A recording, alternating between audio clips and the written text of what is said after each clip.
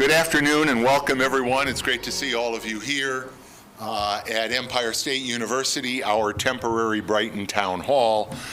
I'm Bill Maley, Brighton Town Supervisor, and I'm very pleased to welcome everyone this afternoon to the Town of Brighton's celebration of Asian American, Native Hawaiian, and Pacific Islanders Heritage Month. We have a great panel of leaders from the Asian American community, and I'm so looking forward to hearing the insights and learning from their life experiences. First, though, I'm going to ask everyone if you are able to please rise. If you cannot do so, please rise in spirit and join me in a pledge to the flag. I pledge allegiance to the flag of the United States of America and to the republic for which it stands, one nation under God, indivisible, with liberty and justice for all.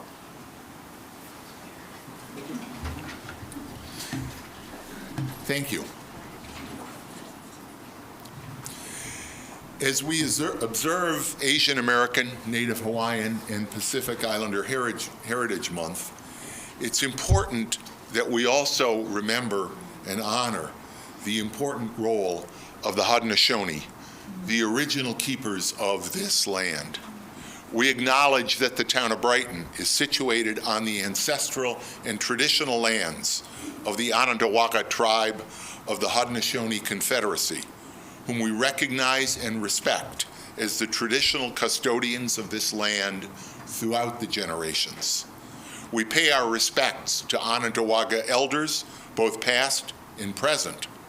The history, the culture, and the traditions of the Onondaga people are truly worthy of our understanding and our study, and we praise those who keep their traditions alive. We recognize that the study and the understanding of Onondaga history, culture, and tradition is of ongoing importance if we are able to truly understand the history, the culture, and the traditions of this Brighton community and of our nation. We support all efforts to ensure that we and future generations continue to respect and recognize the Onondaga people in a way that is honest and truthful, so that in the words of Sakachawata, the great Haudenosaunee chief and orator, who is also known as Red Jacket, we may always work together to brighten the chain of friendship. We do have a number of elected officials here with us this afternoon. I want to introduce Councilmember Chris Werner, Councilmember Christine Corrado, Councilmember Clara Sanguinetti, and former Councilmember Robin Wilt is with us. Thank you all. Naveen. And yes, thank you. Thank you.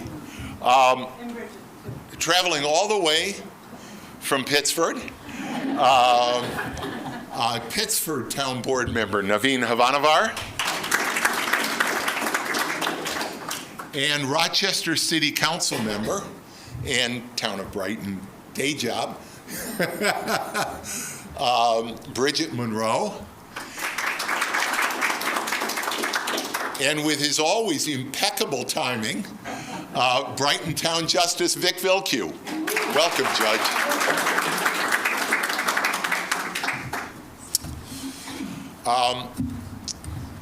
First, I would like to read a proclamation that the town board issued at our meeting this past Wednesday night in observance of Asian American, Native Hawaiian, and Pacific Islander Heritage Month.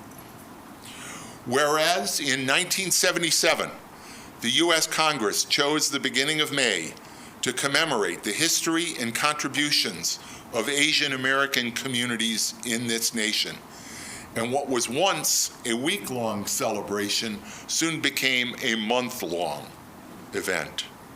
And whereas the month of May was chosen to commemorate the first Japanese immigrants who came to the United States in 1843, and the completion of the Transcontinental Railroad in 1869, which was largely laid by Chinese immigrants.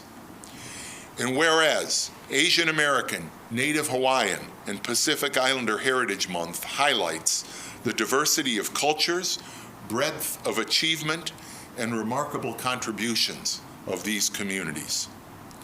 Or whereas this year's theme, Power in Unity, Strengthening Communities Together, is meant to inspire this broad swath of our community to use the collective power of their stories and experiences to be bridge builders, making connection between and among people in this community and our nation.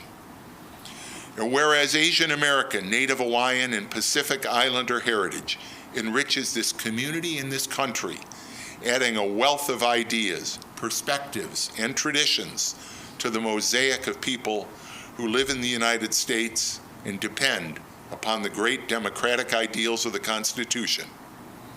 Now therefore be it proclaimed that I, William W. Maley, Brighton Town Supervisor, and the members of the Brighton Town Council do hereby proclaim May 2026 as Asian American, Native Hawaiian, and Pacific Islander Heritage Month in the town of Brighton.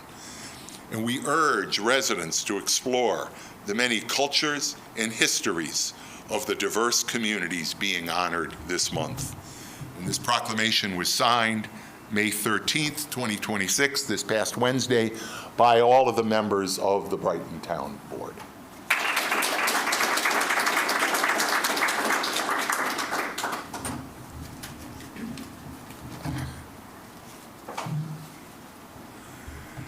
I always enjoy the cultural opportunities as we celebrate these wonderful holidays here in the town of Brighton. Martial arts are an important cultural touchstone in many parts, originally in East Asia, but the cultural experience of the martial arts has spread across the world, and of course, very popular, very much so here in the United States. Today, we start our program with words from Master John Ra from the Agape, Black Belt Center, which will be followed by a demonstration of martial arts by Masters Matthew Ra and Marcus Bonin. John, thank you. Welcome. It's great to have you here again.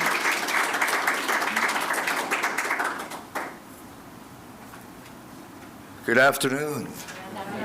All right. I see some familiar faces. I am a local small business owner right here in the town of Pittsford, Agape Black Belt Center, representing martial arts, but specifically Taekwondo. So I'm going to just read. I'm not a public speaker, but I'm going to just read so I don't miss anything here. Taekwondo is not just something we teach. It is something we live and pass on with purpose. It is my honor and calling to guide students not only in martial arts, but also in life. Taekwondo is a Korean-style martial arts self-defense consisting of approximately 70% leg techniques and 30% hand techniques. It is known for its dynamic kicks, speed, and precision. However, beyond the physical aspects of Taekwondo is a discipline that develops the mind, body, and spirit together. This balance makes it truly powerful. The history of Taekwondo dates back thousands of years to ancient Korea, where early forms of martial arts such as Taekyon and Sobak were practiced by warriors for self-defense, discipline, and physical conditioning. Modern Taekwondo began to take shape in the 1940s and 1950s after Korea's liberation, when Korean martial art masters unified various schools, or kwans, to establish a distinctly Korean martial art. In 1955, the name Taekwondo, meaning the way of the foot and the fist, was officially adopted. As Taekwondo grew, it evolved into a global sport and cultural movement. In 1973, the World Taekwondo Federation was established, and the first World Taekwondo Championships were held in Seoul, Korea. Taekwondo entered the Olympic stage as a demonstration sport in 1988 and 1992, and became the official Olympic medal sport in 2000 Sydney Games. Today, it is practiced in over 100 countries, recognized not only for competition and self-defense, but also for its role in cultural exchange, leadership development, and world-class performances that showcase both athleticism and artistry. At Agape Black Belt Center, I have seen firsthand how Taekwondo transforms lives through Greater Rochester community. Physically, students become stronger, more flexible, and more confident. Mentally, they develop focus, discipline, and perseverance. Spiritually, they grow in character, learning respect, humility, self-control, and indomitable spirit. These values are not just taught, they are practiced daily. Our dojang is built on tradition and respect for Korean culture.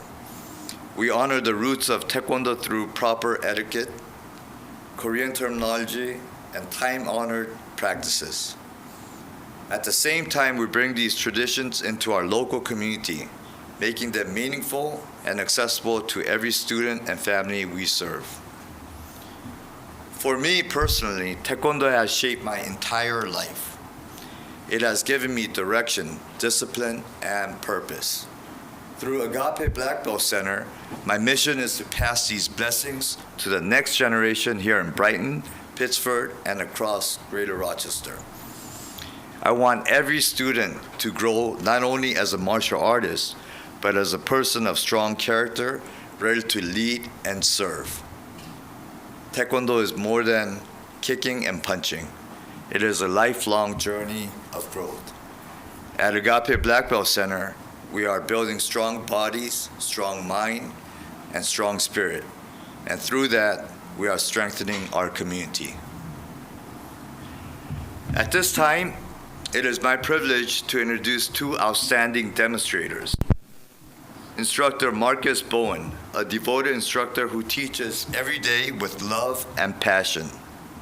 And Master Matthew Raw, who began Taekwondo at just 2 years of age, has dedicated his entire life to the art and proudly represented Team USA in 2024 at the Pan American Championships in Rio, Brazil, and at the World Championship in Hong Kong.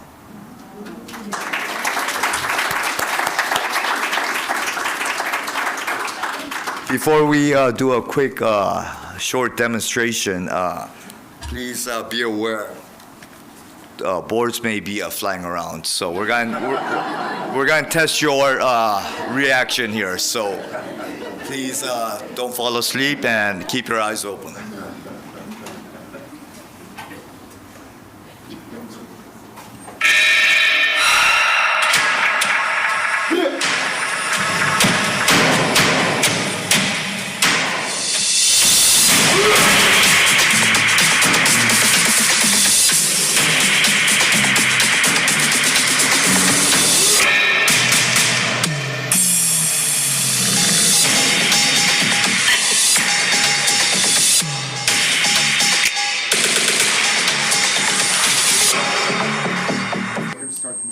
Okay, yeah, no problem. I'll give you a good feel when to start. You just give Okay. 경례! 준비!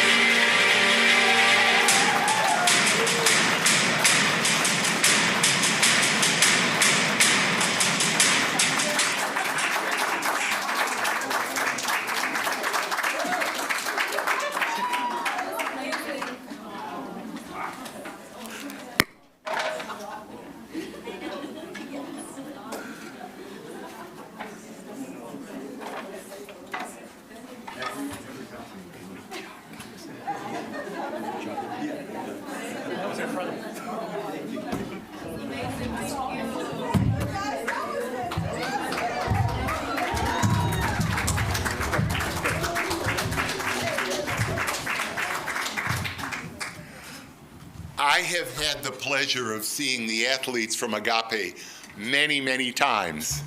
And each time, and particularly the opportunity to see them so close, up close and personal, is truly extraordinary to see world caliber athletes.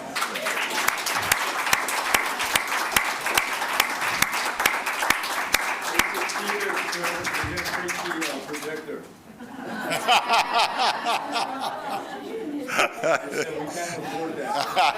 I was going to say, John, we're good. You know, it's not ours, it's Empire State University, so. But I think our insurance company will be very happy to know that it's intact. John, thank you so much. Your words were powerful and moving about the significance and the history of Taekwondo, but these two young men, what a show. Thank you so very much.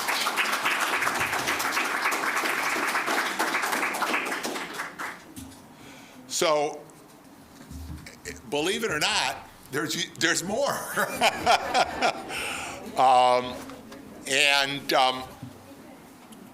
really excited, as I said earlier, to hear the panel that we have today, because they reflect the Asian community, its breadth and depth, and I'm looking forward to learning from what we hear today. First, our moderator, I want to introduce Tabby Anvari. Tabby is the managing director of Facien, I hope I pronounced that right, LLC, which supports small and medium-sized enterprises to find their niche in a global market.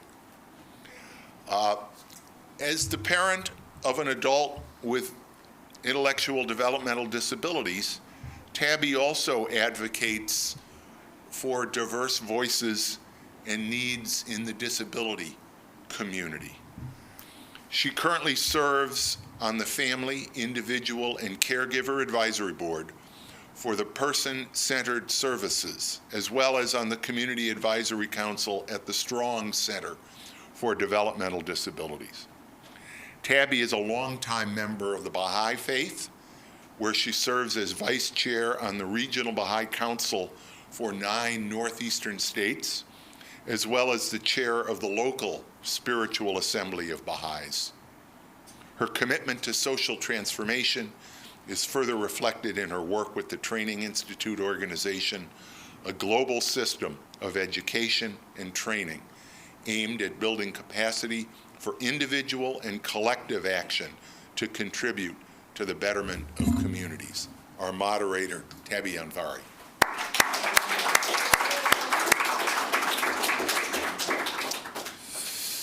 Our panelists, starting with Nancy Yim Demick. Nancy is a community and cultural engagement leader with more than 25 years of experience conceptualizing and advancing large-scale, inclusive, high-impact programs that cultivate connection and belonging across civic, cultural, and institutional settings.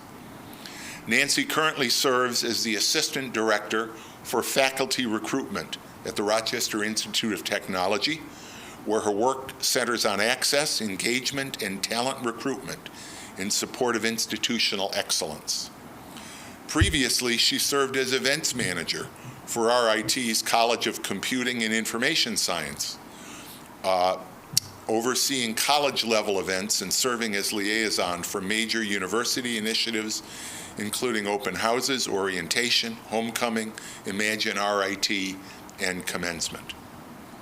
Nancy's career spans a number of high-profile national events, including the grand opening of the Walter E. Washington Convention Center in D.C., and work with the White House Commission on Aviation, Safety, and Security, as well as deeply rooted community engagement here in Rochester, where she produces the annual Rochester Lunar New Year Festival, drawing more than 3,000 attendees. I'm going to put in a plug for this event. If you have not been to this event, it's held here in Brighton. It's held at MCC each year.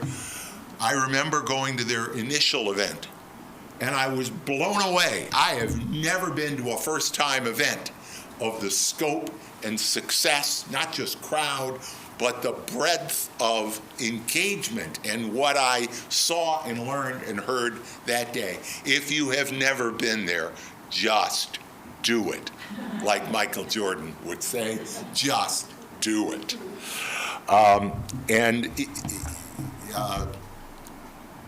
Nancy runs that organization on behalf of the organization of which she is also an executive board member, the Rochester chapter of the Asian Pacific American Public Affairs, APAPA. Again, great organization, great event, and we're so pleased, Nancy, to have you with us today.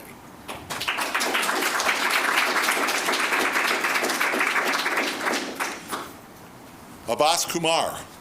Abbas is Senior Vice President at NIIT USA, Inc., one of the world's top 5 providers of managed training services to global corporations. He moved to this area when NIIT acquired Element K, you remember Element K, in 2006. And since that time, Abbas has called Pittsford his home. One of these days we'll get you into Brighton. Abbas joined NIIT in India in 1988 to help develop its franchised education network, which grew into one of the largest training operations in the world during the 1990s. Subsequently, Abbas managed the IPO of NIIT Limited in 1993, supported NIIT's globalization, and negotiated the joint venture that launched NIIT's program in China in 1996. Moving to the U.S. after having lived and worked in India, Asia, and the U.K., Abbas has played a key role in NIIT's strategy of growth through acquisitions. Abbas led NIIT's acquisition of Cognitive Arts in Chicago, was the Senior Vice President of the integration of Element K after that merger, and in 2018 integrated another Rochester area company, Eagle Productivity Solutions, and I remember Eagle as well. Abbas's area of work encompasses key account management and envisioning the transformative power of generative AI for learning. Abbas is currently a member of the board of the Child Advocacy Center of Greater Rochester, a member of the Board of Trustees at Jiva Theater, and a member of the Directors Advisory Council at the Memorial Art Gallery. With the Indian community, Abbas is intimately involved with Kalidas, the Indo-American theater group of the India Community Center. Abbas is also a founding member of the India Heritage Museum and current chair of DIAL, Development of Indo-American Leaders, a program jointly hosted with the United Way. Abbas serves on the board of the India Community Center of Rochester and was their chair in 2011. At ICC, Abbas founded the ICC Professional Forum and helped institutionalize KRHTPA, which is CRIPTA. I hope I'm close to getting that right, Abbas. Kids raise funds through that organization for local kid-oriented charities, and those grassroots programs are so important. Abbas also has served on the board of an organization that I just learned about fairly recently, Sati of Rochester, which is a volunteer organization that just celebrated their 23rd anniversary. They work with South Asian survivors of domestic violence across the South Asian community. Again, a wonderful, inspiring organization. They work with Willow, with their faith communities. It is really, again, quite an organization. Abbas has an engineering degree from the Indian Institute of Technology, Roorkee, and an MBA from XLRI, Jamshedpur, India. he and Chetna, and we've heard from Chetna at the last one of these events, if I recall, Chetna. And Chetna, like Abbas, gives back to the community in so many ways. And especially now, both of them, now that their daughter Adja is a lawyer in Boston. So all the more time that they have, and they give so very, very generously. Our third panelist, Amani Albaram. Amani didn't have far to come to get here today. Amani is the head of school at the Westfall Academy, day school right across the street here. I've had the pleasure to work with that school, watching Amani work with those wonderful kids there. It is such a joy, and we're really, really so pleased to have you here with us today. As an Arab American educator, she works closely with students, families, and staff to support a positive and inclusive learning environment. She advocates for all students, especially newcomers, and we're going to be hearing about the importance of welcoming new Americans to this country and to this community. Also working with English language learners, helping them feel welcomed and supported. Amani has a background in inclusive education and in English and Arabic literature. She earned her Bachelor of Science in Elementary Education and Teaching from SUNY Brockport. Amani, welcome.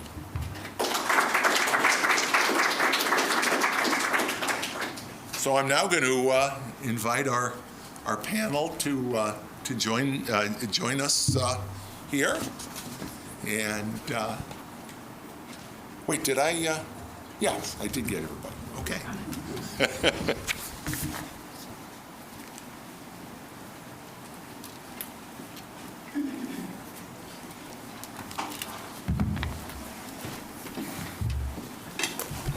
Good morning, everybody.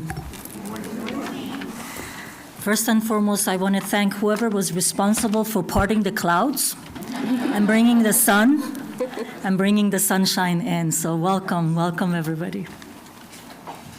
So, dear friends, I wanted to thank the supervisor, Mele, and Dr. Moore for creating this space and inviting this conversation. And thank you, Master Ra and Master Bonan. My goodness, maybe have another round of applause. I think the common theme between martial arts and this conversation is that these themes of discipline, respect, perseverance, and humility, and service will no doubt be highlighted as we hear the conversations with our distinguished panel here. The AANHPI Heritage Month is more than a celebration of the heritage. It is an invitation to deepen understanding, strengthen belonging, and honor the diverse experiences that enrich our society. I was so beautifully done by the declaration. Thank you. Brighton community's commitment, I'm always impressed, to this and other conversation is a testament that progress begins where we create spaces rooted in openness, goodwill, and recognition that we all belong to one human family. So thank you for being here, and please join me once again to welcoming our beautiful panelists. Again, I wanted to do this because we forgot to clap for Abbas. I just wanted to say. So, dear ones, the following questions are really intended to spark conversation, reflection, and shared learning. So let us start with this fun. The first one comes to Ms. Nancy. Ms. Nancy, an e-journal on educational policy focuses on the paucity or fewness of Asian Americans as distinguished professors, which is the highest ranking members of faculty within academia. The article cites a hidden curriculum and a lack of membership for Asian Americans in gaining exposure to such prestigious positions. How is RIT and other higher educational institutions addressing the diversification of these distinguished professorships specifically as it relates to faculty who identify as Asians? Thank you, Tabby. Thank you, everyone. Thank you for the invitation. So excited to be here. That is a question that many people in academia are trying to answer. It is a challenge, but I want to give a little background to those who aren't in academia. So when you're a tenure-track faculty, there are 3 positions that you're trying to achieve. First, when you're hired as an assistant professor. And then the next promotion is associate professor. And finally, the ultimate professorship, as Tabby referred, is full professorship. Now, there's a lot of time in between each of those promotions. When you're first hired as an assistant professor, your focus is on teaching and on your students and creating your reputation, right? And trying to establish relationships among your peers and your colleagues. That time between then and your application or your package for tenure track as an associate professor could be anywhere between 5 to 6 years time that has passed. There are 3 things that RIT and other institutions look for in that package that one puts together. Is teaching effectiveness, scholarship achievements, and service contributions. And each one of those things take many, many years and a lot of effort. So teaching effectiveness is self-explanatory. It's how well one teaches, but it also includes student feedback. That could be a popularity contest, right? If a student loves you, you'll get 4 or 5 stars. If they don't because they had an off day, they could negatively affect your how your supervisor sees you as a professor teaching. Now, scholarship achievements is the quality and the impact, which includes your grants, how much you're receiving, and your publications in your peer journals. Grants, we're talking about 6 to 7 figures, and they're constant. For anyone who has any experience in grant writing, you have to look for the grant, you have to write the grant, and the cycle is always continuing. Publications, you have to write. You might not get published with every submission, that you write about. And then finally, service contributions. Expectation is you will be a part of committees, whether it's within your college or at an institutional level, and also committees that are outside of your work environment, those professional associations. So there's a lot going on. So not just specifically for, say, an Asian American faculty member, but for any faculty member. What we do at RIT is we make sure that we explain what the expectation is at each level, so that it's not a surprise when it's time for you to put your package together. And we do have other more senior level faculty who help those junior faculty along the way, who can sit in, mentor them, but also sponsor them and sit in on a class to give them feedback on what they can do to improve their teaching, whether it's there's too many or they're moving their hands too much, or they need to slow down so that the students can actually understand what they're saying. And these are unbiased input because the faculty support each other. Now, it takes a whole year, at least a year, to put a package together. So even though the 6th year is usually when they may submit just to get to the associate professor level, it's the 5th year that they start putting everything together. So the entire process is long. I know it's somewhere between 7 years to a decade for them to even achieve full professorship. So some of that is just timeline. It's very much timeline. And part of it is also access to the opportunities, not just about talent, but it's about visibility, mentorship, encouragement, and being invited into these important conversations, but also the timeline. So thank you very, very much. Thank you. Beautiful.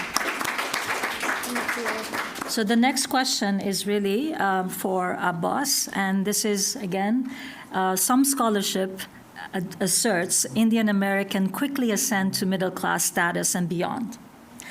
But such does not always happen without the experience of systemic barriers. talk about the journey for the positioning of members from the Indian community into the roles of influence, including boards, executive roles, and tenure positions. Why are these positions relevant? So I'm not an expert to be speaking on this, but there's just one thing I learned right now. Taekwondo leads to equality because they were breaking real barriers. Right. That's a good point. That's a good point. That said, we all understand systemic barriers take much more work, Yeah. much longer.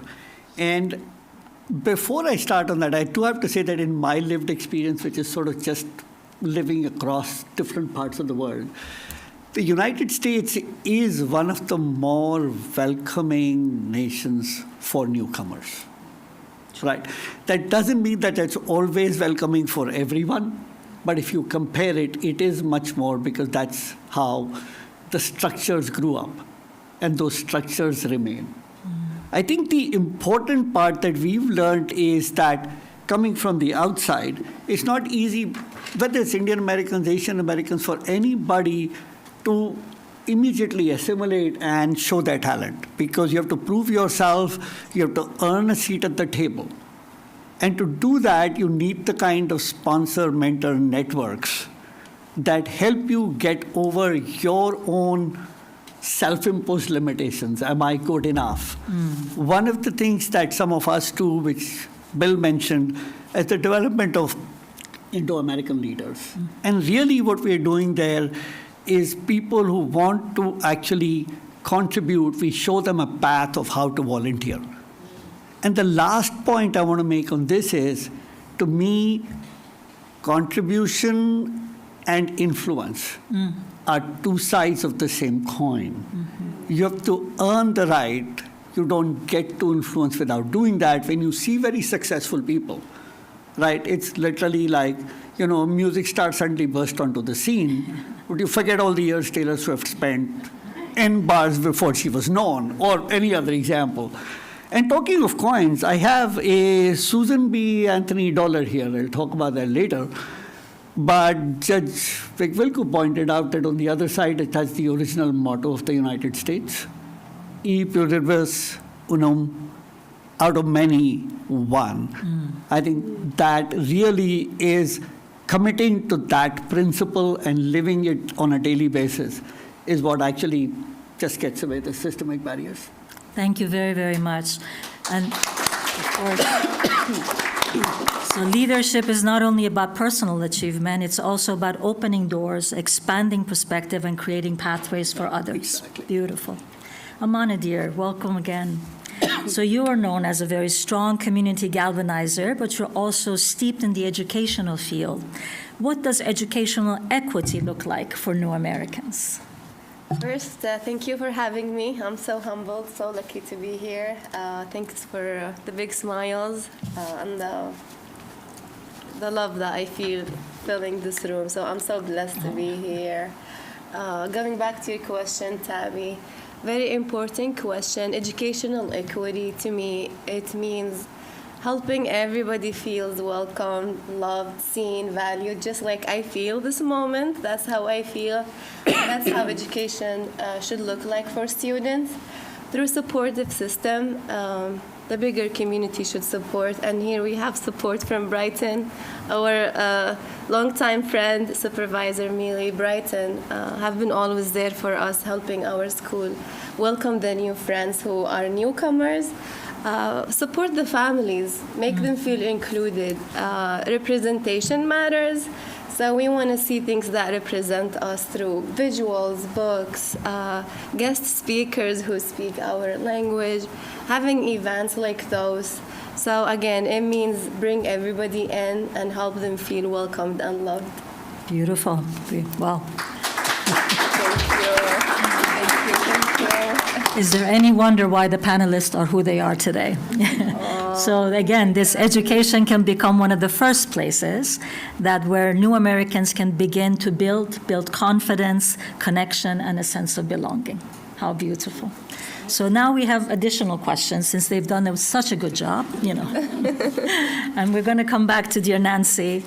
Your professional network connects you with a host of AANHPI students, student-led groups. And while the outward-facing components of these groups highlights the arts and culture performance, literature suggests these peer-to-peer groups offer so much more, including a less stigmatized space for students to have safe conversations around some of the unseen pressures of being an AANHPI university student. Can you share a little about some of the lesser-known biases and stresses that have been assigned to students without really being a known factor? That's a great question, Tabby. Thank you. I can think of two things immediately. One is identity, and the other one is internalized pressure. So to talk about identity, part of my lived experience is I've always heard, you're not American enough or you're not Chinese enough. So having my foot in two worlds. You know, as a child, the first time I went to China and Hong Kong to meet my extended family, I was a teenager. My Chinese wasn't Chinese enough. I wasn't familiar with the culture because I grew up American. So I knew what to expect in American behavior, right? You shake hands, you hug if you know the person, you say, yes, ma'am, you know, and all of that. Chinese culture, totally different, you know. And these were things I wasn't familiar with. But trying to speak Chinese in China and Hong Kong, I had an accent. And my accent supposedly was so ferocious that they didn't understand what I was saying that I had to repeat myself to the point when I realized, oh, they're just joking with me, right? They knew what I was saying. But when you're a child and that pressure of, am I a disappointment to my parents because now I'm representing them and my Chinese isn't good enough. So that reflects back on how they're raising me. So my grandparents are now looking at my parents saying, you failed. Yeah. In reality, they didn't fall. They didn't fail, right? Because I had the opportunity to grow up in two different worlds. You know, I can say bilingual, or even trilingual, because I learned Spanish growing up in school, right? So I can speak three languages. But being in America, you know, speaking English, I had an accent. But at the time, I didn't realize my accent wasn't really a Chinese accent versus more of a DC accent, right? Because I grew up in Washington, D.C. So my cousin, who grew up in Boston, obviously their English had a very distinct English, right, accent, Boston accent. So it's these two worlds, right? And the other, you know, and that disappointment, you know, grows on a person, right? And that internalized pressure of, you know, your family expectations and also that immigration sacrifice narrative of, you know, your parents gave up so much, they went to a new world, they left everything behind, and now they are looked upon as a disappointment from their parents, right? And that, you know, disappointment, you know, as a child, you know, growing up a teenager and a young adult, that's, you know, a lot on a person's shoulders, right? So I think these are a lot of the, you know, stressors and that a lot of people outside of the community wouldn't know about or would even necessarily think about. Very, very true. And I really appreciate your accent. I think it's very melodious. And so again, I think belonging is often built when people feel their identity, as was mentioned, is viewed as an asset rather than something they need to hide. So how much more beautiful the diversity of that can be. So thank you once again. So we're going to come to Abbas for a second question.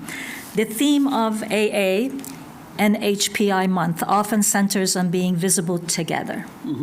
What are some of the tangible ways people outside of the community can be active allies to South Asian year-long rather than just for the remainder of May? That's a huge call to action, but I want to start by, Nancy, thank you for sharing. Yeah. I think part of being visible together is vulnerability and sharing your lived experience. So thank you for doing that. I think I'm on the theme of allyship goes both ways. So whether I quote Mahatma Gandhi, who said, be the change you want to see, or JFK, who said, ask not what your country could do for you, right? How do we become better allies to everybody else?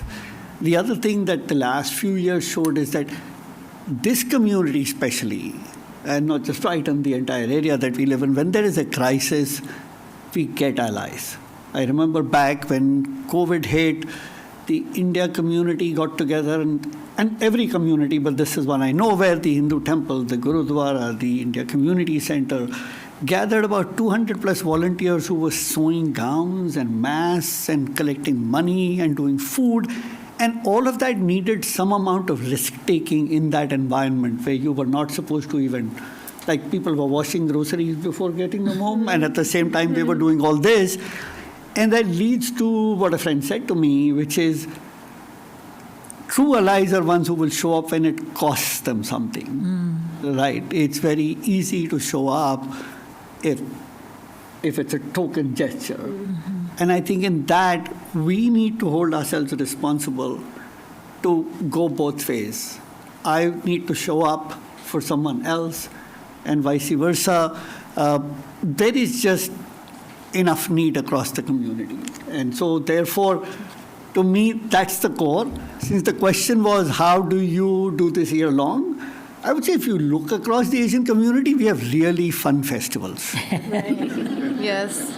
Right? And I think Bill mentioned this. Yes. So you combine identity, you combine festivals, you combine food, and just show up. What's not to like about that? What's not like to, absolutely, my goodness, please. Thank you again, Abbas, for being visible together reminds us that belonging is strongest when communities support one another, not only during Heritage Months, but throughout the year with food, apparently. That's what we're going to go for. A plug for next Diwali. Well, that's right. Yes, and John and Joanna set a standard with the Lunar Festival, so we'll have to do something. Well, we do not have lack of festivals in Rochester area, so I hope that we will benefit from all of them. So this question again comes to dear Amani. What is your take on the idea of members from Asian American, Native Hawaiian, Pacific Islanders community being pegged as model minorities? I beg your pardon. This was a question for all of them, so I'm going to backtrack a bit. For Amani, this particular question is assimilation is often expected in order to gain social acceptance. What are some of the ways new Americans can both preserve and share their cultural traditions? And how can these traditions be best received and understood, in addition to festivals? Thanks for the question. So I feel new Americans should not change who they are just to fit in. I feel we should be proud of who we are and just be part of the bigger community. I'm here today. I'm myself. I did not change who I am, and I feel respected, valued. So new Americans should always do that. But also we should share our culture through food, traditions, whatever we do, celebrate together, share our struggles together, get together like this room, we're together. Those are some of the ways that new Americans should do. And diversity is what makes America again. So we should focus on that, highlight and celebrate our differences, and just be yourself and just be proud of who you are. That's what I feel new Americans should do. So Beautiful. thank you guys. So how beautiful the example that when we reroot a healthy plant, it actually becomes stronger and thrives more and adds to the vibrancy of that garden. How precious, how beautiful. Thank you so much. So now pretend you didn't hear the other question. So we start like this, okay.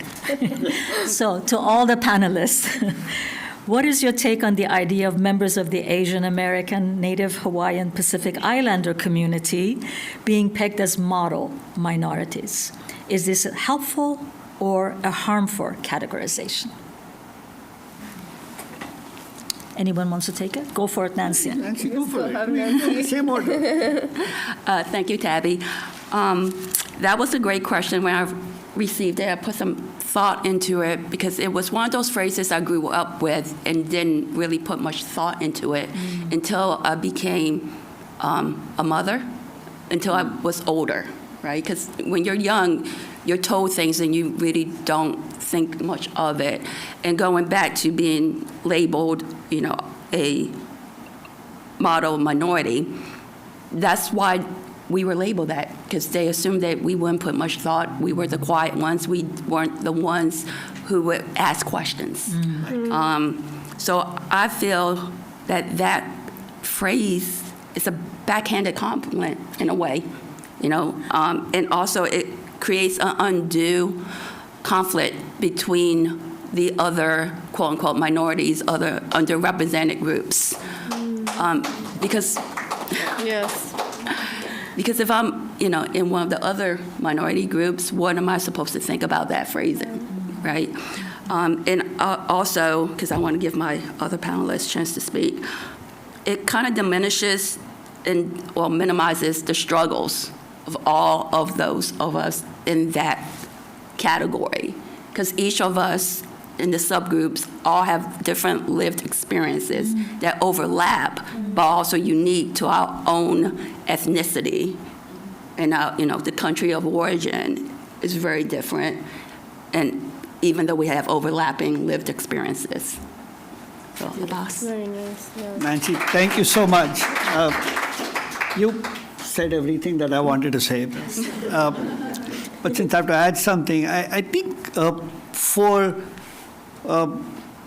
it's what you said. It's like our struggles are common. I don't know if enough people know that there was a leader of the U.S. civil rights movement, Bayard Rustin, who was then a mentor to Dr. Martin Luther King, who went all the way to India to study Mahatma Gandhi's strategies of nonviolence. Nonviolence is not just a passive movement. It's a intentional way of asking for your rights. And that then led to the civil rights movement, and then led to whatever change that provided a path to many of the immigrants who came later. So there's a whole shared history of what you pointed out in terms of what minorities need. And I think that's really important, because you should not be bracketing people to arbitrary standards. And like Amani said, you should be celebrating each one's identity and their differences and integrating them, because that's what makes us stronger. There is something that's very personal that I would say here. I used to be a radical feminist. I'm now just a little more moderated feminist. But I'm still a feminist, right? And I'm like, the fact that we haven't yet got to equity for that majority-minority is really even harder to ascertain than everything else that we talked about. And I'll go back to my coins. So we're looking for dollar coins. I found 4 of them. 2 of them have men on them, and they have their men's names. They're presidents of the United States, but really, you may not remember them unless you're a Jeopardy champion. 2 others have women on them. They don't have names. Now, there are 2 interpretations, either because the women are so famous they don't need the names, which is true. Susan B. Anthony and Sakov gave up. While most people may not know when John Tyler and Millard Fillmore, exactly. So I don't know what to make of this, but I'm looking at this, and there is a difference here, and I will, with that, just rest my case on what is a model minority, because we do hold up womanhood and motherhood and everything that those people do as the model, and I hope we are providing the rights that deserve that.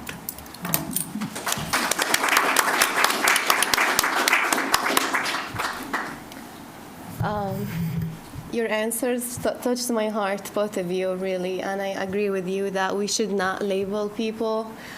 We should focus on individuals, help them succeed, focus on their needs, struggles, guide them, rather than coming up with big labels and putting pressure into individuals who will try to fit in to meet that big label. Sometimes it could impact mental health when I feel I'm not being part of that label. What's wrong with me? Why not? So I feel we should focus on individuals, help them. It's not one size fits all, I feel, and we should really look at each and every person differently, the way we help them succeed, provide them the help that they need. And I agree with both of you. Your answers really touched my heart deeply. So thank you for sharing those answers. And yeah, I think that's all. We should not label. We should support each and every individual. That's my answer. Yeah, thank you. Thank you. You know, the future we hope to build together depends on our willingness to listen beyond labels, as was mentioned, honor each other's humanity, as was mentioned, because joy is universal. True. Sorrow is universal. Hopes and aspirations are universal. So in that case, we're all one family. But we also bring our nuances to this beautiful tapestry we call humanity. And where better to have this humanity take root? We'll say Brighton first, but United States. Right? So as you saw this conversation, as we were sort of starting this conversation, we were all faced forward. But the dynamic of the conversation, the depth of sharing, sort of made us turn to each other. I think that is the essence of these spaces and the essence of what Brighton is providing for us as a community. So we wanted to thank the panelists, thank you, but we also wanted to see if there is time for some perhaps dialogue between you and the panel. Are there any questions, anything? Supervisor Melee, did you want to share anything? I'll have just some remarks at the end. Okay. If there is anyone who has questions for this great panel, we'd love to. I know it's, what time is it? 1:15. We do have time for one or two if you have, yes. It's not a question, but a request. Here, let me give you that. Nice job, you guys. Nice answers. Selfish Thank you question. so much. I really- Well, we've been serving and had an opportunity to lead some festival. It's been a wonderful outcome. Very pleased and honored to be positioned to serve. But I have my young son who's been doing all this martial arts and dragging to the mom and dad's job. But they're sitting here. What advice you guys give to the young generation? What would you want to tell them? How they could live life as Asian American, their second, third generation. So I'm just going to start before they say, aim a little higher. Just saying. Just a little. Sorry. No, the panelists. Just go down the line. I can start. Be who you are. You did an amazing job. Your mom is doing an amazing job supporting you. Be who you are. We're so proud of you. We are here, one family. Keep your roots strong and feel part of the bigger community. That's my advice to you. Abbas, Nancy. If I correctly remember, when I was your age, I felt like I would be giving advice to the elders. Feel free to do that. That's all. Feel free to do that. Right. Absolutely. That's forbidden.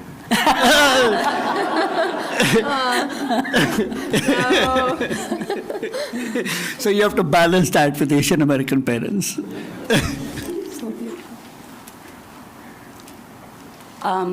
Just to piggyback on Abbas's and Amani's comments, be true to yourself. Always say yes to opportunities, because you never know how they come to you or who it is that will make that introduction. You being here today with all these people that you didn't know until today, something might 2-3 weeks from now or months from now, they may remember, oh yeah, I saw Master Matthew at the Brighton Town, meeting. I would like to invite him to do a show or do another demonstration at A, B, C, and D, right? So you never know who it is and when that opportunity comes. Embrace it, but also be true to yourself and take care of yourself. Time is not limitless, unfortunately, right? Tomorrow is never promised. And as I grow older, I see that more and more. So, spend time on things that are important to you, whether it's family, friends, time to master your taekwondo skills, but also enjoy things or take time to do things you actually enjoy, whether it's reading, binging, on a TV series or whatever that is. But your mental health is just as important as your physical health, and life is short. So I'm not a panelist. May I share something? Absolutely. We started by really talking about discipline, perseverance, humility, and service. And I think actually the young generation, we look to you for advancing the horizons of learning. That does not take away from the magnificent gift of your roots. Your roots would water your dreams. They will always support your dreams. But we are in an ever-advancing civilization, not an ever-repeating civilization. And so what you will bring to the next horizon of learning, we can't wait to behold and support.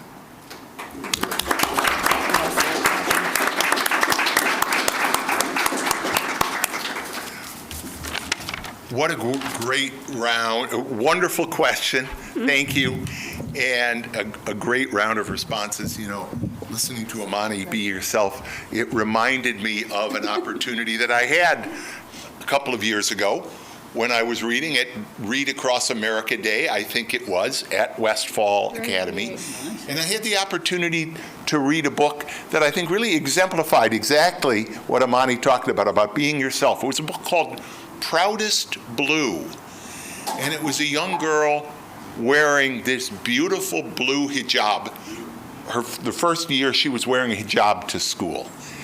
And it brings in bullying and other concepts, important realities. And yet the ultimate message of the book was exactly that, be yourself. And she wore that blue hijab so proudly. This was such a great panel. Thank you all again.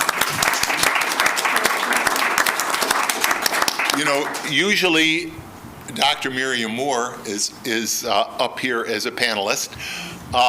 She's not today, and she gets a well-earned break from having to do the hard work that Tabby did for us today. But I want to thank you, Miriam, for all that you do. The visible things are the celebrations and whatnot, but Miriam is also out there doing the behind-the-scenes work, working with staff, in so many ways to make sure that what we do in the town is reflective of the diversity of the town so that we can truly, people talk about local government being the government closest to the people. When we are in a diverse community like Brighton, it is especially important that we recognize and honor that and reflect that and make Brighton a safe space for all. And I think Miriam is an important part of how we do that. I would also acknowledge former council member Wilt, who was very much involved in that and the development of the town's IDEA plan. In fact, when you hear about the IDEA plan, that name came from Councilmember Wilt, Inclusion, Diversity, and Equity Action Plan. So, thank you. Thank you, everybody that came out today. There was a question about this is 1 month, and this is 1 day that we're together. There are a lot more opportunities to celebrate AANHPI month in the days to come, there may be some other things today or tomorrow, but on Sunday, there is the 53rd annual bonsai exhibition and sale from 9 to 4 right around the corner at another Golisano named building. We have the one here across the street, but the Golisano Autism Center at 50 Science Parkway right off South Avenue. It's a great show. I've seen it before. I've been there before. So that's one opportunity. And at 2 o'clock that day, there will actually be a bonsai demonstration if you really want to see an expert doing the work. Brighton will be holding our next major celebration, our celebration of Juneteenth, on June 18th, again right here. But there are so many different events. And Brighton is a better community because of our diversity. In some quarters, diversity, or those three letters, we've had some interesting conversations about this in recent days. In some quarters, those words can't be used any longer. And yet in this quarter, not only do we use them, but we try to apply them. We try to make those words, diversity, equity, inclusion, not just letters, not just words, but the lived reality of our community. Today we're celebrating. Tomorrow, share your experience with family, with friends. Share what you heard today. I know I learned a lot today. Sunday, come on over across the street and enjoy the diversity of food and other products at the Brighton Farmers Market. Next month, join us for Juneteenth.